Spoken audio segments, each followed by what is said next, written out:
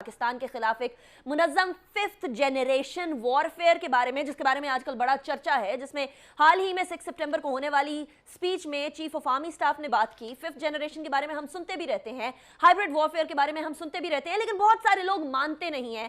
उसका सबूत आज मैं देने जा रही हूं। पाकिस्तान ने अफगानिस्तान के हवाले से, अफगान पीस प्रोसेस में और अफगानिस्तान में अमन लाने के हवाले से बेतहाशा काम किया, और ये बड़े सालों से चल रहा है। ये सिर्फ पिछले 1 महीने 2 महीने के हवाले से बात नहीं है, और अभी भी पाकिस्तान अफगानिस्तान के अवाम के जो उम्मीदें हैं, उमंगे हैं, उनके मुताबिक सॉल्यूशन चाहता है। लेकिन हमारे खिलाफ पूरी दुनिया में एक प्रोपेगेंडा फैलाने की कोशिश की गई, और none other than by India. Bharat Pakistan के खिलाफ किसी भी किस्म की मुनज़्ज़म साजिश से पीछे नहीं हटता है। कि ये जो FBR है, हमारा फेडरल बोर्ड ऑफ रेवेन्यू, बहुत कम लोगों को पता है। 14 अगस्त को, ये अभी जो गुजरा है 14 अगस्त, हमारा वो जो दिन था, फ्रीडम डे था, आज उसी दिन हैकर्स ने 72 घंटों के लिए इस FBR को हैक कर लिया था। जय हिंद, स्वागत है आप सबका दी तथ्या न्यूज़ में। साथियों, 5th जनरेशन वॉरफेयर में इंडिया एक वर्ल्ड के दिग्गज के तरीके महारथी बन के उभर रहा है, जिसकी वजह से पाकिस्तानी मीडिया की जो है वो नींदें उड़ी हुई हैं रातों की।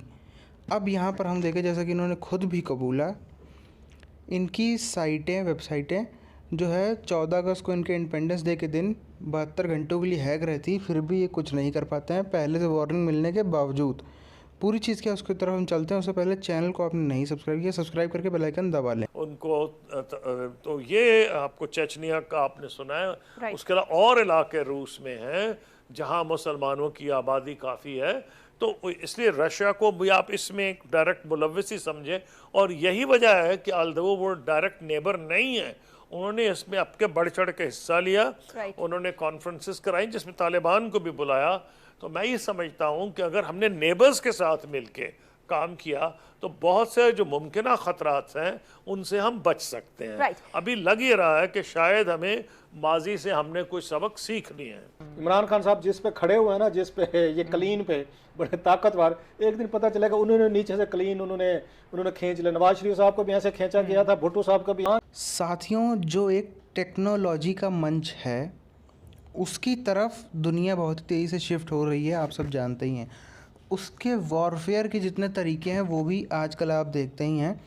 एडवांस वेपन्स के पे और ख़ासकर टेक्नोलॉजी पे, सॉफ्टवेयर्स पे, आर्टिफिशियल इंटेलिजेंस पे ज़्यादा से ज़्यादा जो है वो डिपेंडेंट होते चले जा रहे हैं। वहीं हम देखें, जो पाकिस्तान जैसे देश है, इनका कुछ खास उधर रुचि नहीं, क्योंकि इनकी रुचि रहती है कि कैसे अलग अलग देशों का पैसा मार लें, उनसे भीख मांग लें, भीख मांग के भाग जाएं, चोरी चकारी करके जो है अपनी जेबें भर लें, अपना स्विस बैंक में अकाउंट खोल लें, लंदन में प्रॉपर्टी लेके लंदन में शिफ्ट हो जाएं। इस चक्कर में इनका ध्यान उतना उधर गया नहीं। इंडिया की अगर हम बात करें तो अगर हम इसको वॉरफेयर से हट के भी देखें तो IT के मामले में आज इंडिया सबसे आगे है। इंडियंस IT के मामले में पूरी दुनिया में सबसे आगे हैं।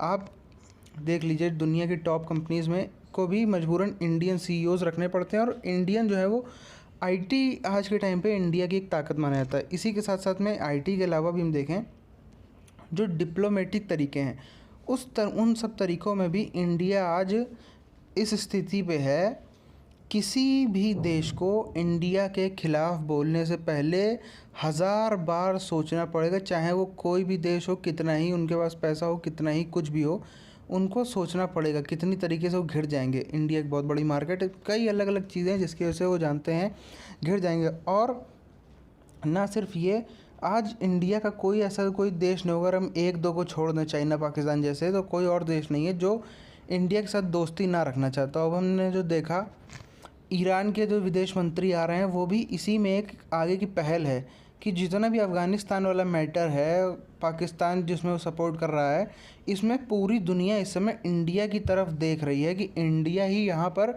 कुछ ना कुछ सोल्यूशन उसका निकाल सकता है। यही कारण है कि इसकी मीटिंगें अमेरिका में ना होकर इंडिया में होती हैं। CIA के चीफ़ को इंडिया आना पड़ता है। यूनाइटेड किंगडम के चाहे इंटेलिजेंस चीफ़ हो, चाहे रशिया के इंटेलिजेंस चीफ़ हो, उन सबको इंडिया आना पड़ता है, ना कि किसी और देश में उनकी मीटिंगें होती हैं। साफ इस चीज़ का ये इसी तरफ दिखा रहा है कि पूरी दुनिया को सिर्फ और सिर्फ लगता है कि सिर्फ इंडिया ही अगर कुछ कर सकता है तो वहाँ पर कर सकता है, उसके अलावा और किसी देश में इतनी क्षमता नहीं है कि वहाँ पे करे, और वो करके देख भी चुके हैं। अमेरिका तो जो जिस तरीके से मुंह खा के देख भी चुका है कि खुद से अमेरिका कुछ नहीं कर सकता। रशिया पहले भी देख चुका है, रशिया उस टाइम पे जो सोवियत यूनियन हुआ करता था उस टाइम की बात है। तो ये सब देश देख चुके हैं, इसलिए सिर्फ इंडिया से सबको उम्मीदें हैं। तो आपकी क्या राय है नीचे कमेंट करके बताएं। मिलते हैं आपसे अगली वीडियो में, तब तक जय हिंद।